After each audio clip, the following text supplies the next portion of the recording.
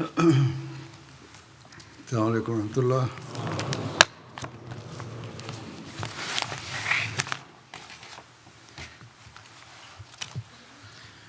أشهد أن لا إله إلا الله وحده لا شريك له وأشهد أن محمدا عبده ورسوله أما بعد فأعوذ بالله من الشيطان الرجيم بسم الله الرحمن الرحيم الحمد لله رب العالمين الرحمن الرحيم مالك يوم الدين إياك نعبد وإياك نستعين اهدنا الصراط المستقيم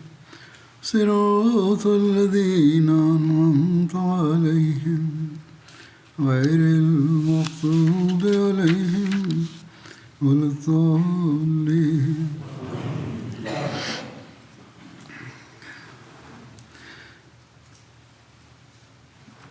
एक सरिया के जिक्र में J'évoquais le martyr de Khubayb en mentionnant une saria, une expédition.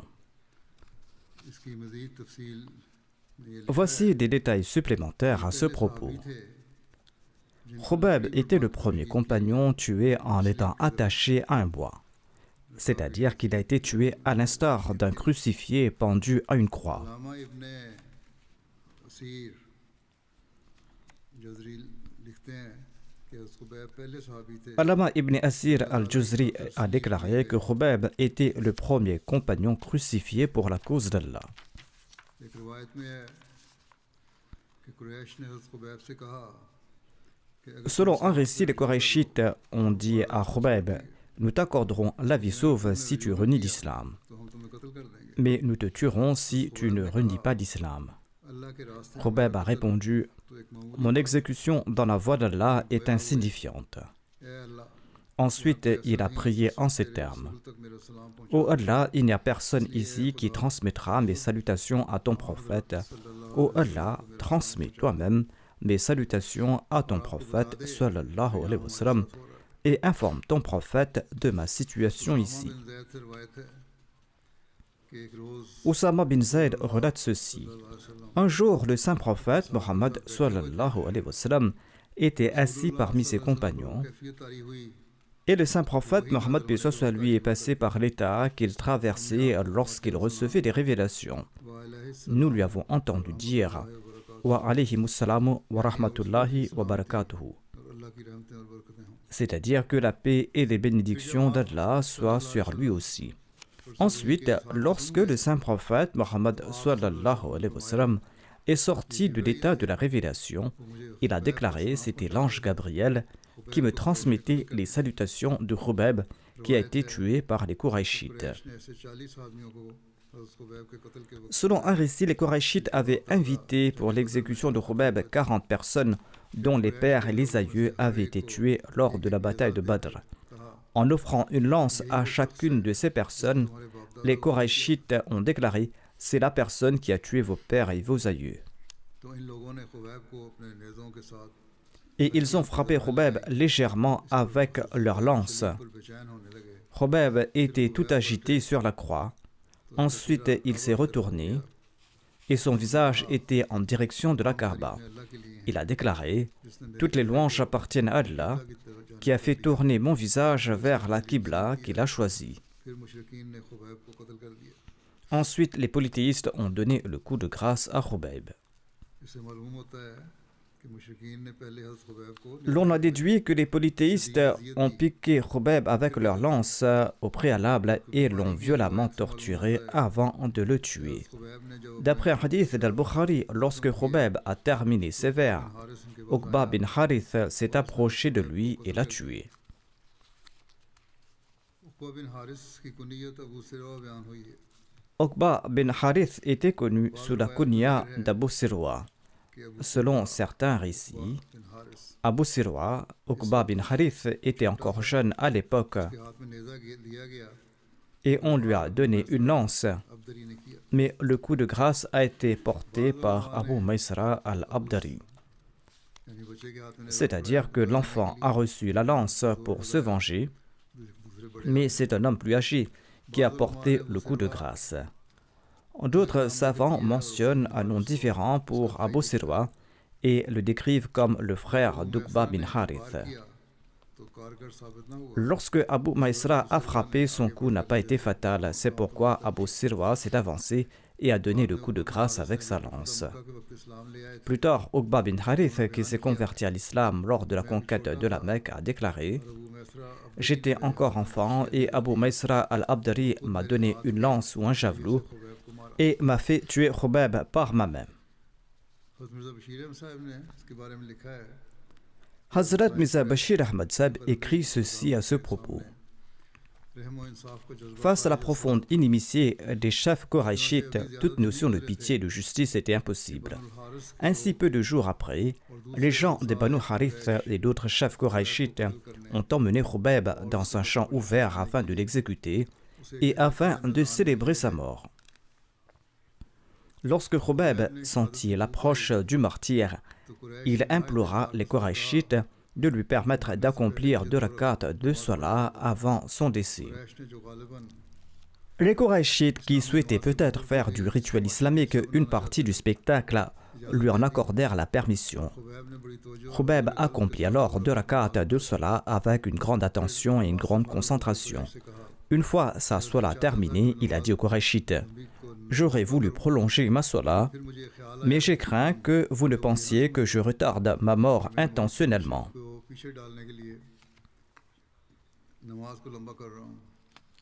Ensuite, Khubab a récité les couplets suivants et il s'est penché en avant. Il a déclaré: « Étant sur le point de mourir en tant que musulman dans la voie de l'islam, je ne me soucie guère sur quel flanc je vais tomber.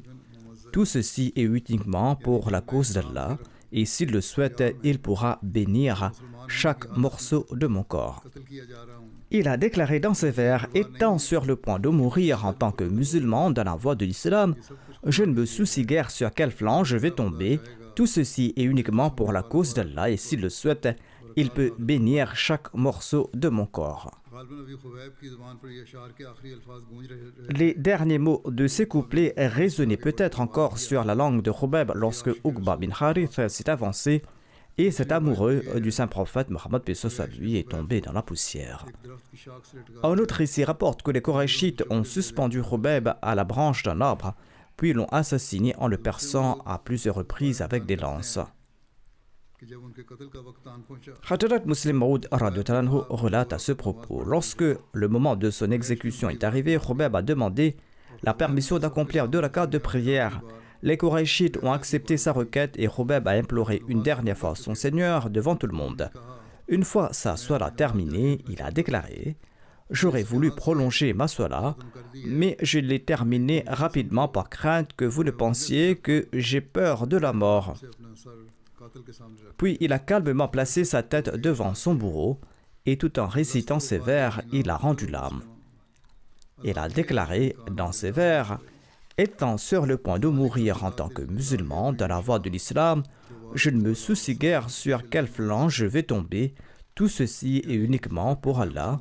S'il le souhaite, il peut bénir chaque morceau de mon corps. » Étant sur le point de mourir en tant que musulman dans la voie de l'islam, je ne me soucie guère sur quel flanc je vais tomber. Tout ceci est uniquement pour Allah, et s'il le souhaite, il pourra bénir chaque morceau de mon corps. Khubab n'avait même pas encore fini de réciter ses vers lorsque la lame du bourreau s'est abattue sur son cou et sa tête est tombée sur le sol. D'après un hadith rapporté par Abu Huraira, Khubab était le premier à établir la sunna de réciter 2 rakats de prière avant d'être exécuté. Quelle était la supplication de Khubab concernant ses ennemis et quelle a été leur fin suite à ces prières? L'imam Ibn Hajar al-Asqalani est le commentateur du Sahih al-Bukhari. Dans son commentaire d'un hadith sur la bataille de Raji, Il déclare que Khubayb a supplié au moment de son martyre « Allahumma ahsim adada », c'est-à-dire « Oh Allah, compte-les tous et tue-les un par un ». Il demandait à Dieu de compter ses ennemis afin de pouvoir se venger d'eux. Un autre récit présente ces paroles supplémentaires. Il aurait déclaré « Et tue-les un par un et ne laisse aucun d'entre eux vivant ». Lorsque Khubayb est monté sur l'estrade pour être exécuté, il a récité cette prière. Un polythéiste a entendu cette prière « Oh Allah, compte-les et tue-les un par un ». En entendant ces paroles, eh bien, ce polythéiste est tombé de peur par terre.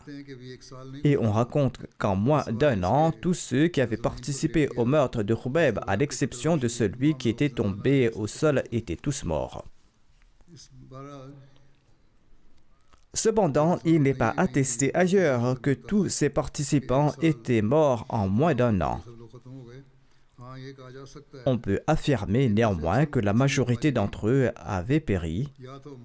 Soit ils ont été tués, soit ils ont embrassé l'islam avant la conquête de la Mecque, accomplissant ainsi pleinement la prière de Khubayb. Certains ont trouvé leur place en enfer, tandis que d'autres ont reçu la direction de l'islam. Un biographe écrit à ce sujet que les polythéistes ont tremblé en entendant ces paroles de la bouche de Khubayb. Ils étaient convaincus que sa malédiction ne serait pas vaine. Harith bin Barsa était présent à la scène, il n'avait pas encore embrassé l'islam. Et il a déclaré qu'en entendant la prière de Khubayb et ses malédictions, il était certain que cette malédiction ne laissera aucun d'entre eux vivant. C'est pourquoi certains des mécréants des polythéistes présents, en entendant cette malédiction, se sont enfuis en se bouchant les oreilles, tandis que d'autres se sont cachés derrière des gens ou derrière des arbres selon leur coutume, pour échapper à ses effets, à l'effet de cette malédiction. D'autres se sont allongés par terre. Ils pensaient ainsi se protéger de cette malédiction. En effet, une tradition populaire chez eux affirmait que si une malédiction était prononcée contre une personne et qu'elle s'allongeait sur le côté, eh bien l'effet de cette malédiction était annulé. Muawiyah bin Abu Sufyan, racontant un événement survenu avant sa conversion en islam et celle de son père, a déclaré que, comme les autres, j'ai accompagné mon père à cet endroit et j'ai vu que mon père était terrifié par la malédiction de Khubayb. Il m'a traîné violemment sur le sol pour me faire allonger. Je suis tombé sur le dos et la chute m'a causé une blessure si grave que j'en ai ressenti la douleur pendant longtemps. Khuwaylid bin Abdul Uzza a embrassé l'islam durant l'année de la conquête de la Mecque. Il rapporte « En entendant la malédiction de Khubayb, j'ai immédiatement mis mes doigts dans mes oreilles et je me suis enfui. J'avais peur que le son de sa malédiction ne me poursuive. » Hakim bin Hizam a déclaré « J'ai pris peur de la malédiction de Khubayb et je me suis caché derrière des arbres. » Jubayr bin Mut'im, quant à lui, déclare « Ce jour-là, je n'ai pas eu le courage d'affronter la malédiction de Khubayb. J'ai eu peur et je me suis caché derrière les gens. » Nawfal bin Muawiyah ad-Dili a embrassé l'islam lors de la conquête de la Mecque. Il rapporte « J'étais présent lors de la malédiction de Khubayb ce jour-là. J'étais convaincu que personne parmi ceux qui étaient présents ne survivrait à sa malédiction. J'étais debout et j'ai pris peur de sa malédiction et je me suis penché vers le sol. La malédiction de Khubayb s'est fait parler d'elle parmi les Qurayshites pendant un mois ou plus. La peur de la malédiction de Khubayb planait sur leur assemblée et ils en faisaient toutes sortes de commentaires. » Selon un autre récit, un certain Saïd bin Amir était également présent dans cette assemblée. Il s'est converti à l'islam plus tard. Et jusqu'au règne du calife Omar, il s'évanouissait chaque fois qu'il se souvenait de l'incident de Khubayb.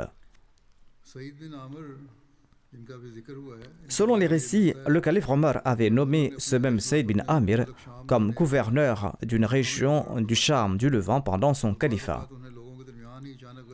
Parfois, il s'évanouissait subitement en public. Les gens se plaignaient auprès de Omar en disant que « Vous avez nommé un malade comme gouverneur. Un jour, lorsque Saïd est venu rendre visite à Omar, le calife Omar lui a demandé « Ô Saïd, souffres-tu d'une maladie ?» Saïd a répondu « Non, ô émir des croyants, je ne suis pas malade. » En fait, j'étais présent parmi les gens lorsque Khubayb a été exécuté, et chaque fois que je me souviens de sa prière, je m'évanouis de peur.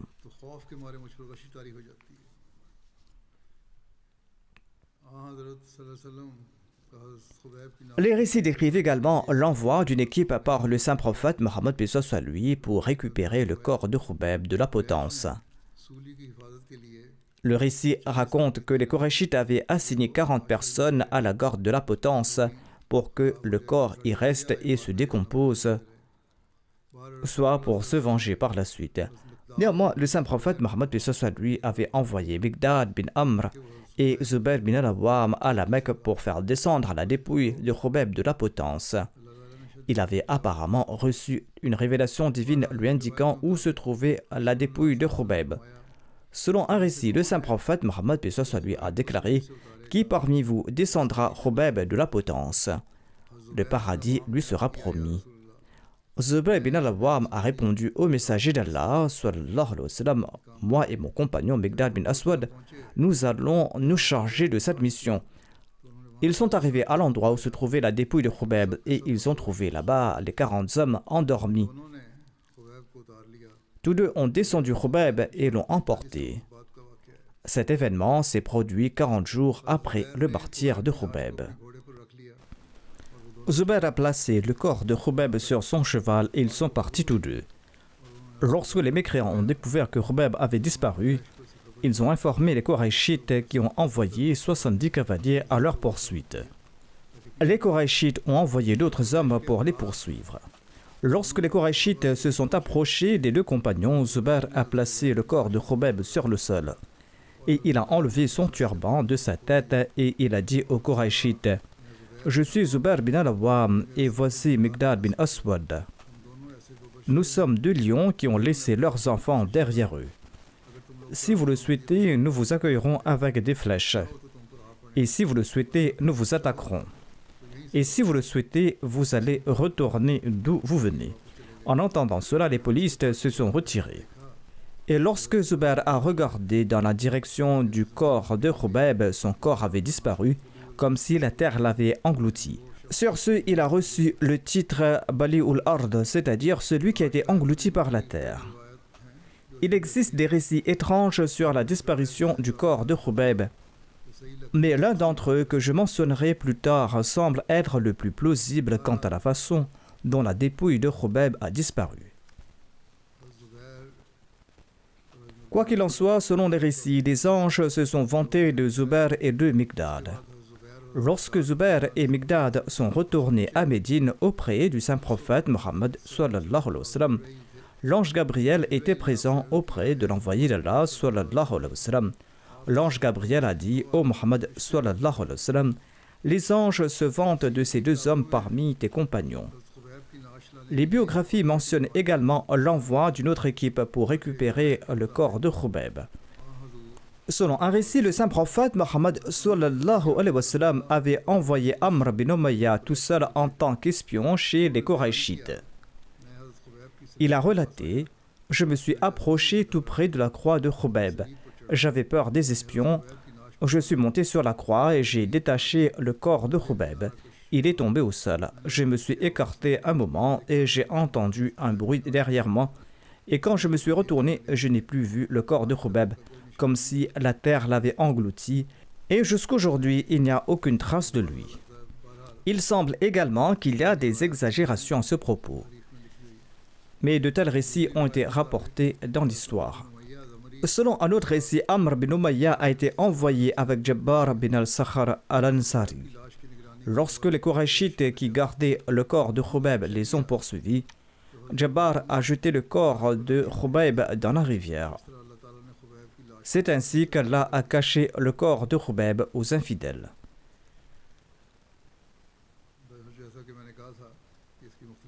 Comme je l'ai dit, il existe différents récits à ce sujet. Et la plus plausible est celle selon laquelle, lorsque les poursuivants se sont approchés, Jabbar a jeté le corps de Khubayb dans la rivière et le courant l'a emporté.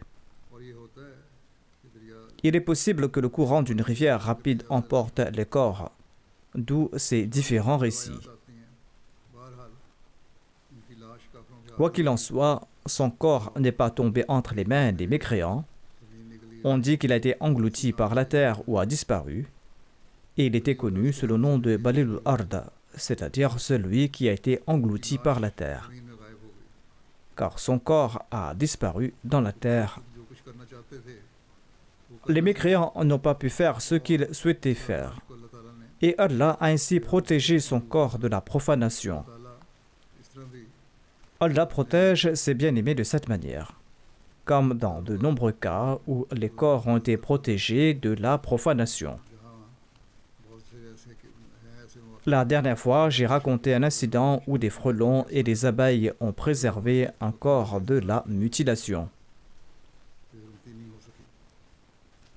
C'étaient des hommes qui aimaient Allah et qui faisaient des sacrifices pour la cause d'Allah.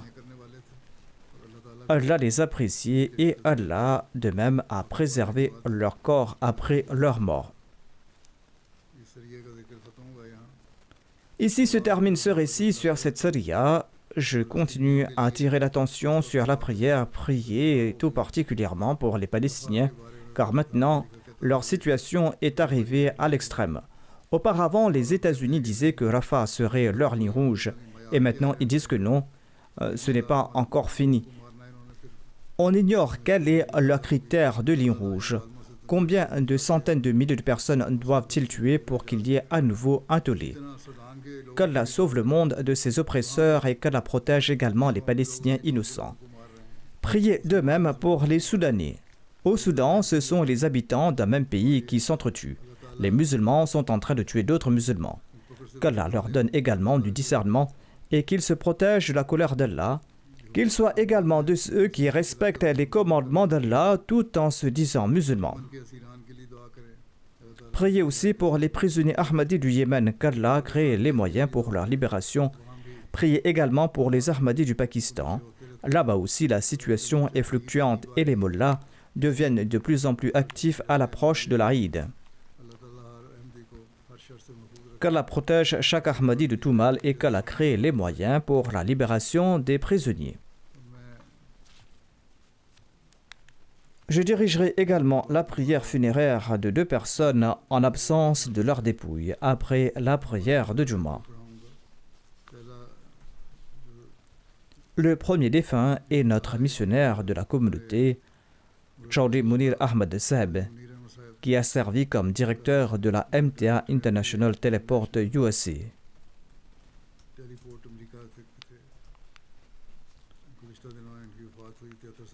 Il est décédé ces derniers jours à l'âge de 73 ans. Inna lillahi wa inna ilayhi raji'un. L'Ahmadiyya a été introduit dans sa famille par le biais de son grand-père maternel, Hazrat Maulvi Fazl-Din Saheb, dont le nom figure au 2e rang dans la liste des 313 compagnons du Messie promis à l'Islam.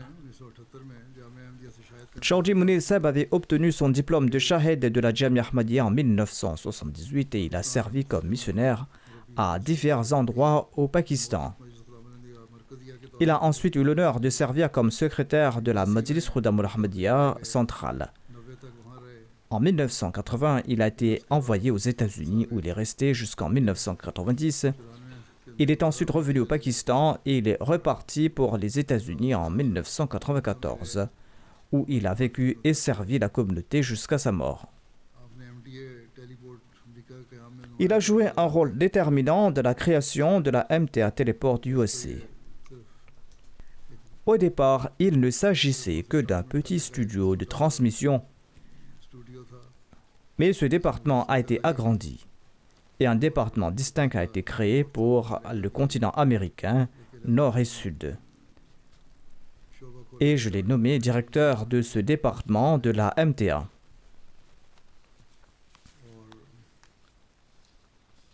Le défunt travaillait très dur et avec beaucoup de dévouement.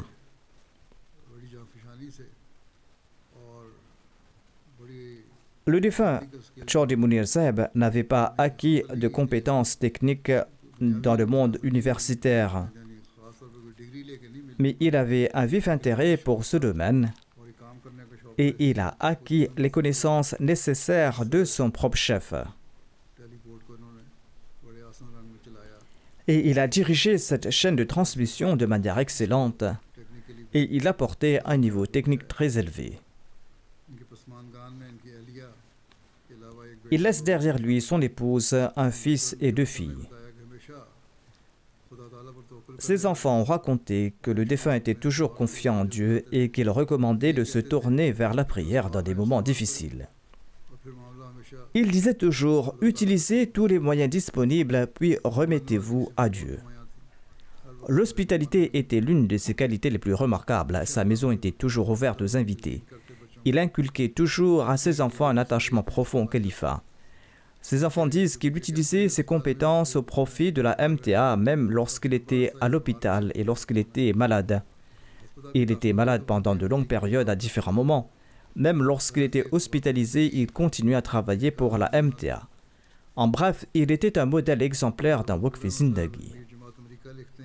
Mirza Marfour Ahmad Saheb, l'émir de la Jamaat des États-Unis, écrit « L'une des grandes qualités du défunt était qu'il ne travaillait pas uniquement dur et avec attention pour améliorer son département, mais il n'hésitait jamais à donner son temps et ses connaissances pour d'autres tâches au sein de la communauté. » L'émir de la Jamaat des États-Unis ajoute « Il m'a aidé avec beaucoup de plaisir et d'attention dans certains travaux communautaires. S'il apprenait quelque chose qui était dans l'intérêt de la communauté, il contactait l'administration de la Jamaat et attirait son attention sur la question. » Ses paroles et ses actes démontraient clairement son plein soutien au système de la communauté et sa compréhension de son importance.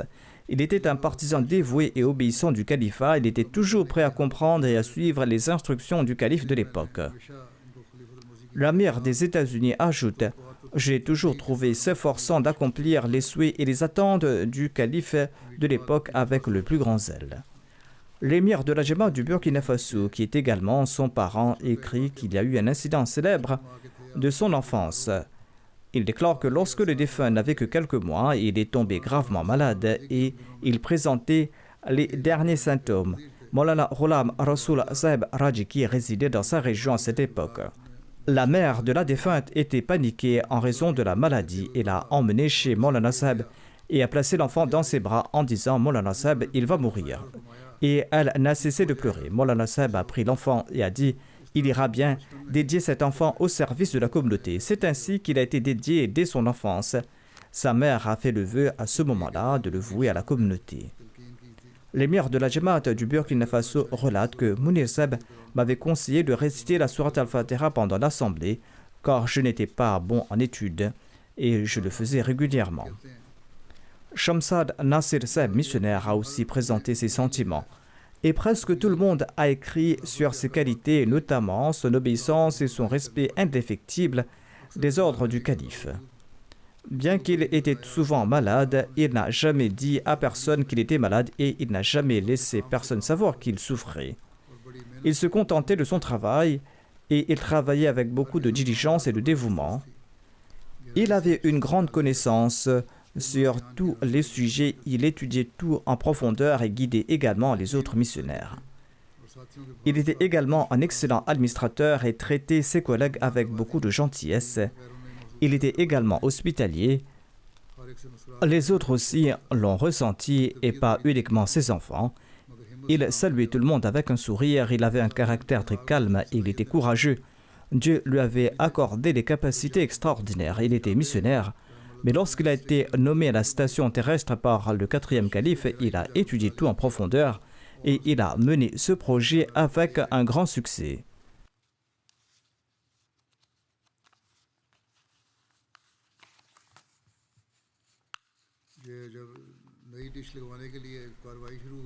Il avait pris des dispositions pour installer une nouvelle antenne afin de pouvoir diffuser des programmes dans tout le pays. Et il a dû obtenir l'autorisation de l'organisme compétent à ce propos. Un inspecteur est venu et il a refusé de donner son autorisation et de signer le formulaire. Quoi qu'il en soit, le défunt m'a écrit à ce propos. Je lui ai dit de continuer ses efforts et que Dieu l'aidera. Quelque temps plus tard, un autre inspecteur originaire du Ghana est venu. Lorsqu'il a entendu le nom de la communauté Ahmadiyya, il a dit qu'il avait également fréquenté l'école Ahmadiyya et il a signé le formulaire. Ceci a permis d'obtenir l'autorisation. C'était aussi une preuve spéciale de l'aide de Dieu. Grâce à ses efforts et à ses prières, Dieu a également facilité ce travail.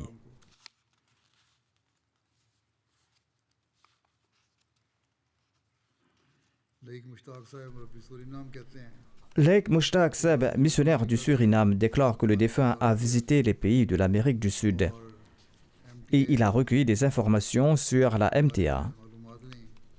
Le défunt a également séjourné 3 jours au Suriname et il a déclaré que le calife m'a envoyé ici pour un seul objectif, donc il n'y aura pas de programme de visite touristique. Je consacrerai tout mon temps à tester les diffusions de la MTA, à visiter les foyers des membres de la communauté et à leur expliquer comment utiliser la MTA et comment les jeunes peuvent résoudre les problèmes qui surviennent pendant les diffusions de la MTA. Il relate qu'une fois, un missionnaire s'est plaint auprès du défunt. Certains missionnaires se plaignent encore aujourd'hui en disant qu'on nous fait étudier 7 ans à la Jamia, à l'université de l'Ahmadiyya, et qu'on nous place maintenant dans des bureaux. Chaudhry Munir Sahib lui a répondu « Le calife de l'époque sait mieux que quiconque à qui confier quel travail et quand. Je suis moi-même un missionnaire de la communauté, mais depuis 15 ans, sur l'ordre du calife, je travaille pour le téléporte. Je fais également du travail technique. Et si le calife me demandait de balayer les rues, je le ferai avec zèle et je me ferai appeler éboueur. » D'ailleurs, Hadrat Muslim Maud avait également déclaré qu'un jour viendra où nous devrons employer des missionnaires dans nos bureaux au lieu d'engager d'autres employés de bureau. C'est pourquoi chaque missionnaire doit se débarrasser de l'idée qu'il n'y a qu'un seul type de service qu'il peut rendre. Il peut être utile n'importe où.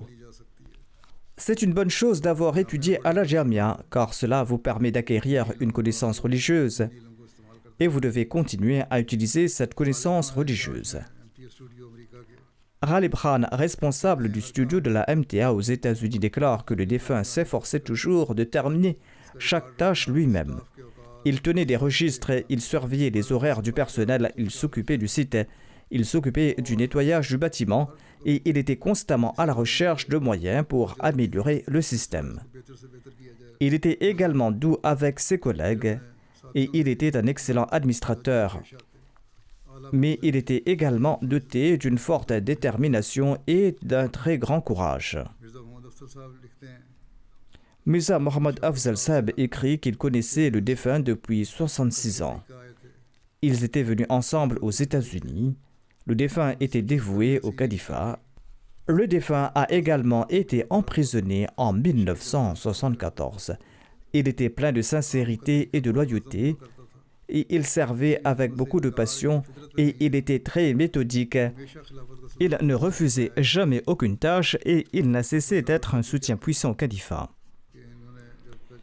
Zafar Sarwar Sahib déclare que lorsque la diffusion de la MTA a débuté du téléport des États-Unis, le défunt a demandé au feu 4e calife de lui fournir un ingénieur pour le travail technique.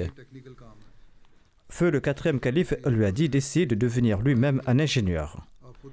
Il a donc appris ce travail lui-même et il est devenu compétent dans ce domaine.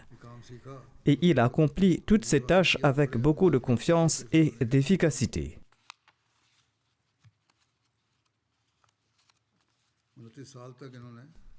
Le défunt a servi la MTA pendant 29 ans, en dépit du fait qu'il souffrait de problèmes cardiaques pendant une grande partie de cette période. C'est grâce à lui que les émissions de la MTA peuvent être facilement visionnées aux États-Unis, sur le continent nord et sud. Le docteur Hamidur Rahman Sahib de Los Angeles des États-Unis écrit que le défunt a été posté à Los Angeles en 1993.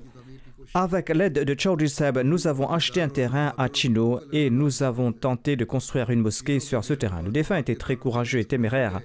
Il avait une grande confiance en Dieu. Il s'est rendu au bureau du maire de Chino pour présenter la communauté. Et après s'être présenté, il a mentionné la construction de la mosquée à Chino. Le maire a immédiatement déclaré avec colère qu'il n'y aura jamais de mosquée, en ajoutant sur mon cadavre. En entendant cela, Chaudhry Sahib s'est levé avec une passion extraordinaire. Il a déclaré: Monsieur le maire, cette mosquée est une maison vouée au culte d'Allah et elle sera certainement construite. Et alhamdulillah, une mosquée a été construite dans cette même ville et le même maire est venu à la mosquée pour présenter ses excuses et il a visité la mosquée à plusieurs reprises. Le défunt était en effet très courageux. Hamad Sahib, missionnaire et parent de Munir Sahib, déclare à son sujet: J'ai commencé à rencontrer des difficultés au tout début de mon affectation sur le terrain. Munir Sahib m'a écouté avec beaucoup de gentillesse et m'a prodigué de très bons conseils, des conseils pleins de sagesse. Et c'est ainsi que cela m'a permis de résoudre toutes mes difficultés et mes problèmes. Je lui demandais souvent conseil sur de nombreux sujets. Munir Shamsab, le directeur de la MTA, déclare à propos du défunt: Le défunt a mis en place le système téléporte de manière excellente. L'une des qualités de Chaudhry Munir Sahib était qu'il consultait toujours pour chaque tâche et il tentait d'économiser l'argent de la Jamaat. Il n'achetait que les machines dont il avait vraiment besoin. Chacune de ses paroles et chacun de ses gestes reflétaient son dévouement et sa loyauté absolue envers le califat. Et il obéissait chaque parole du calife à la lettre. Il était directeur de la MTA Téléporte, mais il n'a jamais fait preuve de vanité. Et il ne se vantait jamais de son travail ou de ses réalisations. Et il était très humble et il donnait le mérite aux autres. J'ai été témoin de sa grande loyauté envers son engagement et ses efforts infatigables pour faire connaître la MTA sur le continent américain. Il a toujours prodigué de très bons conseils sur des sujets qu'il comprenait.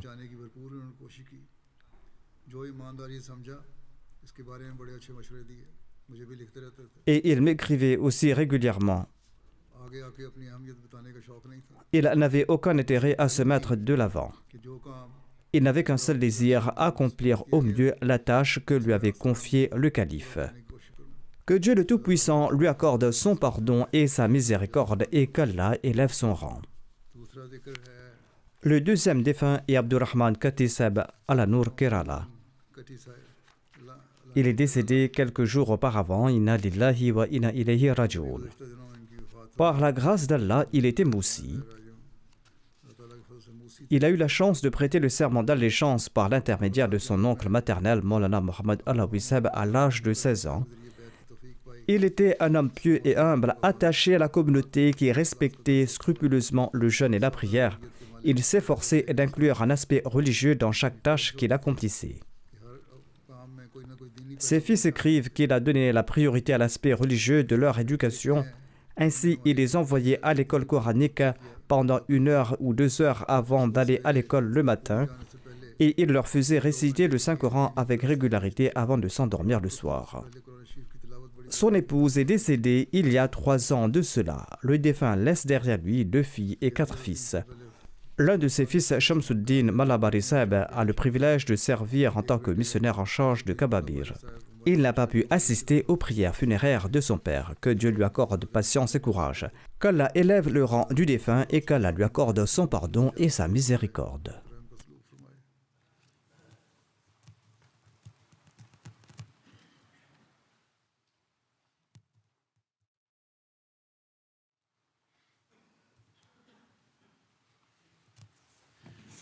Alhamdulillah, nahmaduhu wa nasta'inuhu wa nastaghfiruhu wa nu'minu bihi wa natawakkalu alayhi wa na'udhu billahi min shururi anfusina wa min sayyiati a'malina. Man yahdihillahu fala mudilla lahu ومن يضلل فلا هادي له ونشهد أن لا إله إلا الله ونشهد أن محمدا عبده ورسوله. عباد الله رحمكم الله إن الله يأمر بالعدل والإحسان وإيتاء ذي القربى وينهى عن الفحشاء والمنكر والبغي يعظكم لعلكم تذكرون اذكروا الله يذكركم وادعوه يستجب لكم ولذكر الله أكبر